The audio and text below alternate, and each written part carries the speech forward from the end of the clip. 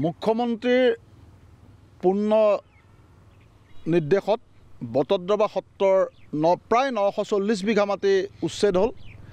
সেই উচ্ছেদত আমাৰ চিট ফাৰ্মৰ 140 বিঘা মাটি অন্তৰ্ভুক্ত হৈ আছিল। চিট ফাৰ্মখন সন্দেহযুক্ত নাগৰিকে ভৰি পৰিছিল। আজি প্ৰায় 1.5 বছৰ 2 বছৰৰ ভিতৰত আকৌ আমি দেখা পাইছোঁ জেঙনিৰ পৰা মানুহ আহিছে। জেঙনিৰ পৰা মানুহ আহিছে, এজন মাইনুৰ ইছলাম আৰু এজন কিবা এটা আছিলে, নামটো মই পাহৰিছোঁ, জাকিৰ হোসেন।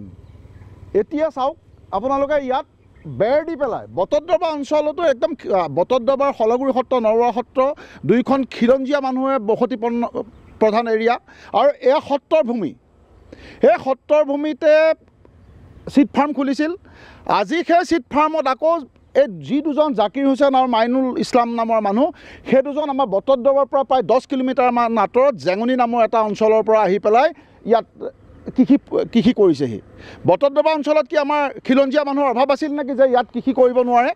এয়া চিট ফাৰ্মৰ দুৰ্নীতিগ্ৰস্ত বিষয়া আৰু আমাৰ নগাঁও জিলাৰ কৃষি বিষয়া ইয়াৰ লগত জড়িত। মাননীয় মুখ্যমন্ত্ৰী ডাঙৰীয়াক আৰু আমাৰ কৃষিমন্ত্ৰী অতুল বৰা ডাঙৰীয়াক আমি অনুৰোধ জনাইছোঁ, ইয়াৰ এটা উচিত তদন্ত হওক।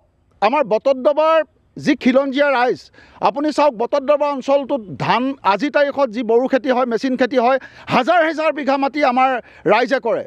এনেকুৱা সুন্দৰ সুবিধা পালে আমাৰ ৰাইজে কিয় নকৰিব বাৰু? যিখন চৰকাৰে জাতি মাটি ভেটি ৰাখি খিলঞ্জীয়াক উন্নয়নৰ কাৰণে চিন্তা কৰিছে, সেই আমাৰ নগাঁও জিলাৰ কৃষি বিষয়া আৰু চিট ফাৰ্মৰ মানুহে মিলি সেই আঁতৰৰ পৰা মানি আনি তেওঁলোকৰ ব্যক্তিগত, মই জনাত 5,000কৈ টকা পাৰ বিঘাত লৈ পেলাই বোলে তেখেতসকলক লিজত দিছে।